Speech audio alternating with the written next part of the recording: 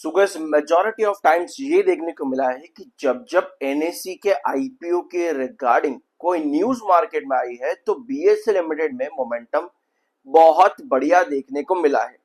Majority यही चीज रही है बीएसई लिमिटेड में एनएससी के आईपीओ के रिगार्डिंग कभी भी कोई न्यूज आई है, लेकिन लास्ट सेशन फ्राइडे के दिन आखिर ऐसा क्या हुआ कि एनएससी के आईपीओ के रिगार्डिंग एक न्यूज आई और बीएसई लिमिटेड में आपको बड़ी गिरावट देखने को मिली। एक चीज बहुत ध्यान से नोट करना कि बीएसई लिमिटेड में जो लास्ट सेशन गिरावट है उसके पीछे का रीजन पहली बार एनएससी का आईपीओ है। पहली बार में क्यों कह रहा हूं, इसको समझना बहुत ज्यादा जरूरी है। चार्ट्स मार्केट में अपना गेम चलते हैं, न्यूज अपना गेम चलाएगी, टेक्निकल्स अपना गेम चलाएंगे, कंपनी के अपने फाइनेंशियल फंडामेंटल ये अपना गेम चलाएंगे। टोटल 4 चीजें इवैल्यूएट करनी होती है, बहुत जरूरी मार्केट में समझने के लिए, एनालाइज करने के लिए। शुरुआत करते हैं आज के इस वीडियो की। जब बात आती है एनालिसिस की, मुझे मालूम है जब भी मेरे चैनल पर कोई नया व्यूअर आता है उसको ये टर्म बहुत बुरा लगता है। रीजन पता है क्या है? क्योंकि जब तक इस शेयर में तेजी है ना, हम एनालिसिस पर भरोसा कर लेते हैं। थोड़ा बहुत हम कहते हैं चल ठीक है यार, अच्छा ठीक है, चलो चार्ट्स अच्छा काम करते हैं, लगता है कुछ है, चार्ट्स और एनालिसिस होता है कुछ नाम की चीज। लेकिन जैसे ही गिरावट शुरू होती है हमारा इस पर से भरोसा उठ जाता है ना। यही चीज होती होगी आप लोगों के साथ भी, अगर आप इस चैनल पर नए आए हो पहली बार। शुरुआत करते हैं। BSE share price slips after report says NSE plans to allow trading its own shares on its own platform। आपको एक चीज मालूम है कि NSE का IPO आएगा, जब उसकी लिस्टिंग होगी तो वो BSE के प्लेटफॉर्म पर होगी, सही है ना। अब ये पॉइंट जो है ना, ये एक अकेला पॉइंट BSE लिमिटेड को NSE के IPO की अपडेट आते ही बार बार पुश देता था।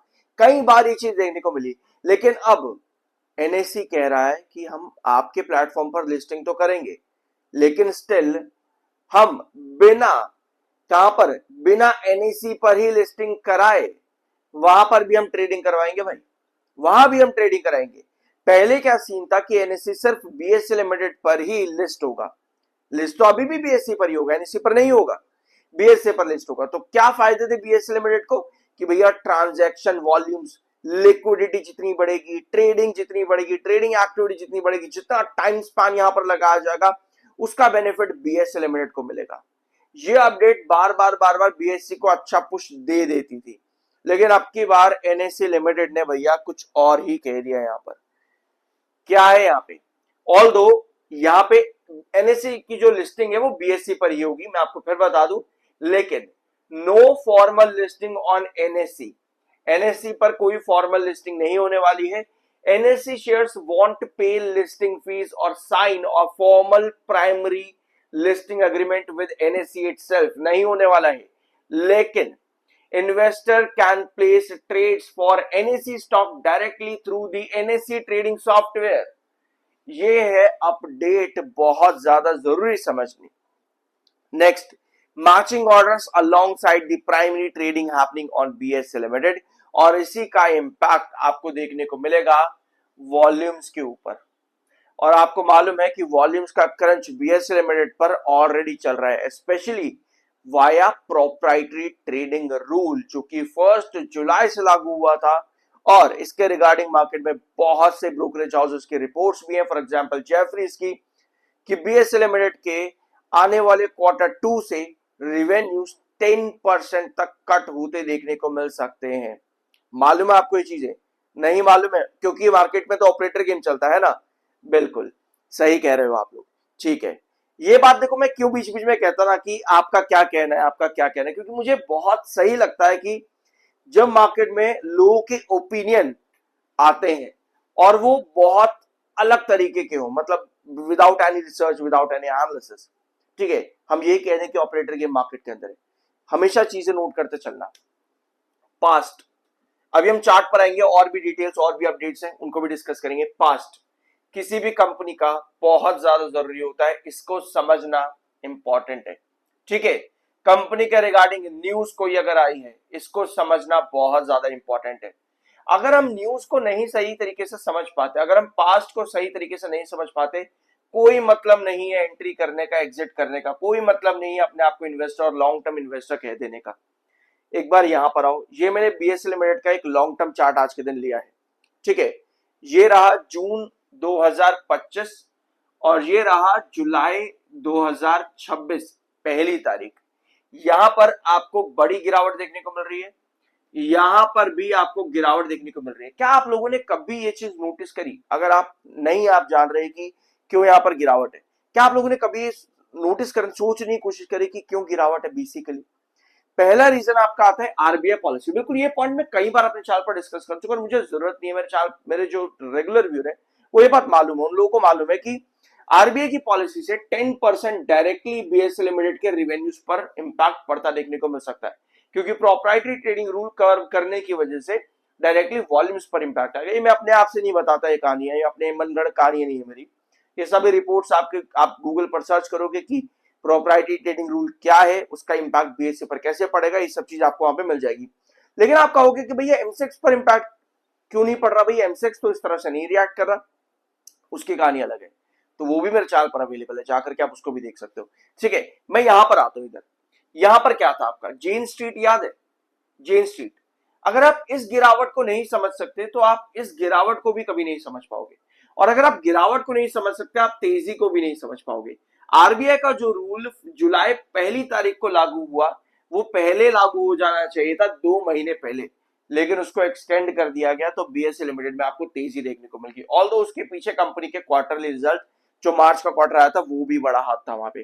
ठीक है, तो गिरावट के रीजन, एक बड़ा रीजन मैंने भी आपको बताया। अब ये गिरावट, एक रीजन तो आपको मिल गया, दूसरा wages pattern. BSA limited wages pattern पर बहुत फ्रीक्वेंटली देखने को मिलता है। यहां पर भी आप देखोगे, मैंने यहाँ पे भी दो लाइन ड्रॉ कर रखी है, इसको भी वेजेस पैटर्न कहते हैं। बीएसए लिमिटेड का कॉन्टिन्यूएशन पैटर्न है वेजेस पैटर्न, और हमेशा किसी भी वेजेस पैटर्न का ब्रेकआउट ऊपर वाली डायगोनल होती है ना, जो कि लगभग अभी कितने पर रिजेक्शन दे रही है आप लोगों को? लगभग यहां पर आपका रिजेक्शन है 3400, एक सेकेंड, 3400 एंड ये तो ये वाला है 3520, हाँ 3520 ये आपका क्रूशियल रिजेक्शन है, और 3110 और 3430 है ना, ये दो ट्रेंड्स थे हमारे, ये आपके कंसोलिडेशन चल रहे थे बीएसए लिमिटेड के अंदर। लेकिन लास्ट सेशन बीएसए लिमिटेड ने वापस से 3310 के नीचे गिरावट दी है। ये इंडिकेट कर रहा है कि जो आपका ये कंटिन्यूएशन चल रहा है गिरावट का, ये शायद हमको और कैरी होता देखने को मिले, और 200 ईएमए के नीचे शायद हम आ सकते हैं आने वाले वीक्स के अंदर, 200 ईएमए के नीचे। और वही बात है, मैंने आप लोग से इस हफ्ते भी ये चीज डिस्कस करी थी कि 200 ईएमए के नीचे अगर बीएसए लिमिटेड ड्रॉप करता है तो आपका नेक्स्ट जो इंपॉर्टेंट बेस है वो कितने पर है? लगभग 3250 के पास में, 3250 ये आपका नेक्स्ट बेस है, उसके नीचे आता है लगभग 3010 के पास। ये दो इंपॉर्टेंट ट्रेंड्स है। अब ये गिरावट मिलेगी नहीं मिलेगी वो बीएसए लिमिटेड का चार्ट से आपको बताएगा। वो चार्ट कैसे बताने वाले हैं आपको? ये चार्ट आपको बताने वाले हैं कि भैया ये डायगोनल पर इसी तरह से रिजेक्शन करेगा क्या, जिस तरह से अभी तक करता हुआ आया है। अगर इसी तरह से डायगोनल पर रिजेक्शन किया तो डेफिनेटली हम इस 200 ईएमए को तोड़ देंगे, हम इस 200 ईएमए को तोड़ देंगे, जो कि इस चार्ट को और ज्यादा बेरिश करता है। और अभी तक अच्छी स्ट्रैटेजी चली है हमारी इस चार्ट पर अगर देखें तो, बीएसए लिमिटेड के रिगार्डिंग की अवॉइड करना ही अभी बेटर स्ट्रैटेजी है बीएसए लिमिटेड में। ठीक है, वैसे ना मैं आप लोगों को ये वाला नहीं था, शायद से ये वाला था, एक बार मैं देख लेता हूं, नहीं ये वाला नहीं है। ठीक है, कोई बात नहीं, अवॉइड करते उस चीज को। वैसे मैं आप लोगों को ना अपना एक 6 जून का, 6 जून का और 30 जून का ये दो क्लिप्स मैं आपको दिखाने वाला था अपने चैनल पर, बट मैंने कहा यार छोड़ देते हैं उस चीज को, अभी यहाँ पर नहीं लेंगे।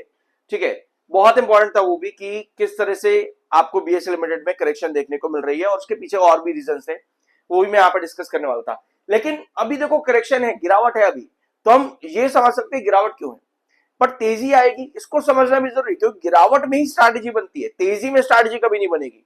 तेजी है तो ठीक है भैया बन रही है, गिरावट में ही स्ट्रैटेजी आती है कि भैया मैं एंट्री कब करूं, मुझको ये समझ नहीं आ रहा है। तो अभी हम लोगों ने क्या क्या चीज डिस्कस करी है। एनएससी का आईपीओ एनएससी के साथ में बीएससी पर लिस्ट होगा, लेकिन एनएससी पर भी आपको ट्रेडिंग हो सकती है वहां पे, ठीक है, बीएससी के पैरेलल में। तो ये खराब चीज है एनएससी लिमिटेड के लिए, क्योंकि वहां पर और वॉल्यूम कट हो जाएगा, जो कि आरबीआई की पॉलिसी की वजह से ऑलरेडी हो रहा था। यानी आपको कुछ ऐसी चीज चाहिए कि भैया जो इतनी सारी खराब चीजें आ रही है उनके अगेंस्ट में हो, राइट। तो एक आपको पता चल गया कि भैया डायगोनल ब्रेकआउट होता है, वहां मेरी स्ट्रैटेजी बनती है एंट्री करने की। नहीं हो रहा है तो भैया चुपचाप में बैठा रहूंगा अभी भी, कि अभी भी कोई एंट्री का डिसीजन नहीं लेना है मेरे को। ठीक है, दूसरा इन सभी चीजों के अगेंस्ट में कोई एक ऐसी न्यूज आ जाए जो कि इन सबसे बड़ी हो, इन खराब न्यूज से काफी बड़ी हो, तब मैं डिसीजन लेता हूं कि हाँ मुझे अब एंट्री करनी चाहिए। समझे? तो एंट्री कैसे करनी चाहिए और कभी तक अवॉइड करनी चाहिए। ठीक है, अब आते हैं आपके नेक्स्ट पॉइंट पे। Nearly 9 in 10 future and option traders lost money in financial year 26। लेकिन अब यहां पर एक अपडेट और आती है कि कैश मार्केट पार्टिसिपेशन की वजह से फ्यूचर एंड ऑप्शन के जो लॉसेस हैं वो कम हुए हैं। यानी डिलीवरी बाइंग बायर्स की वजह से जो है फ्यूचर ऑप्शंस लॉसेस जो है वो यहां पर कम हो रहे हैं। बट स्टिल मार्केट में लॉसेस कमाने वाले ट्रेडर और इन्वेस्टर्स बहुत ज्यादा है, और 9 in 10 मतलब कि 10 में से 9 अगर ट्रेडर यहां पर लॉस खा रहे हैं, तो सेबी का कहना है कि ये कोई बहुत ही खराब स्ट्रैटेजी यूज करी जा रही है। मैं भी आपको इसी पॉइंट के ऊपर ना एक बड़ी ही प्यारी सी बात बताऊंगा। ठीक है, वीडियो को प्यार से देखना इन तक। 24 अगस्त बहुत इंपॉर्टेंट दिन है बीएसए लिमिटेड के लिए, क्योंकि इन्वेस्टर मीटिंग है। देखते हैं इस दिन किस तरह से रिएक्ट करेगा बीएसए लिमिटेड। 28.5 पर एमएफआई जो कि बुलिश है, 31.9 पर आपका आरएसआई है। सो नेक्स्ट वीक के अंदर आपकी इन्वेस्टर मीटिंग भी है 24 अगस्त को, और एमएफआई भी आपका बुलिश एरिया के अंदर है। और अगर मैं 1 आवर टाइम फ्रेम का अकॉर्डिंग चेक करूँ ना यहाँ पे, तो आपको ये कैंडल नजर आएगी लास्ट 1 आवर के अंदर। और आप बीएसए लिमिटेड के चार्ट पर यहाँ पर देख पा रहे हो कि जब भी बीएससी 7 ईएमए के नीचे, जैसे यहाँ पर देखो ड्रॉप कर रहा है, यहाँ पर देखो ड्रॉप कर रहा है, बड़ा ड्रॉप आता है 7 ईएमए के नीचे, तो कहीं ना कहीं वापस से रिकवरी करने की कोशिश करते हो। तो मुझे पर्सनल लगता है कि अगर कमिंग मंडे को हमारे पास कुछ रिकवरी बनती है तो लगभग लगभग वो रहेगी 3300 के आसपास तक बन सकती है। ठीक है, 3300 के आसपास और 3303, इसके इन दो लेवल्स के आसपास हमें कुछ रिकवरी देखने को मिल सकती है बीएससी में। दो रीजंस की वजह से, इन्वेस्टर मीटिंग और एमएफआई बुलिश। ठीक है, अदरवाइज आपको पता ही है कि 7 ईएमए का रिजेक्शन खा गया तो फिर से वापस से ड्रॉप कर जाएगा। मतलब छोटी सी रिकवरी के लिए हम बस जा सकते हैं, यहाँ पर कोई बड़े ब्रेकआउट्स की पॉसिबिलिटी अभी भी यहाँ पर नहीं बन रही, अनलेस अनटिल हमारे पास कोई एक न्यूज आ जाए। ठीक है, अब मैं आपको एक चीज और बताता हूँ यहाँ पे। वैसे ये वीडियो यहाँ पर खत्म है, अगर आप चाहो तो इसको स्किप कर सकते हो। एक पॉइंट यहाँ पर और सुनना। अभी हमने देखा कि सीबी की रिपोर्ट्स के अकॉर्डिंग बहुत से इन्वेस्टर, बहुत से ट्रेडर मार्केट में लॉस खाते हैं। अब इसके पीछे अलग अलग रीजंस हो सकते हैं। सबसे बड़ा रीजन होता है स्पेक्यूलेशन।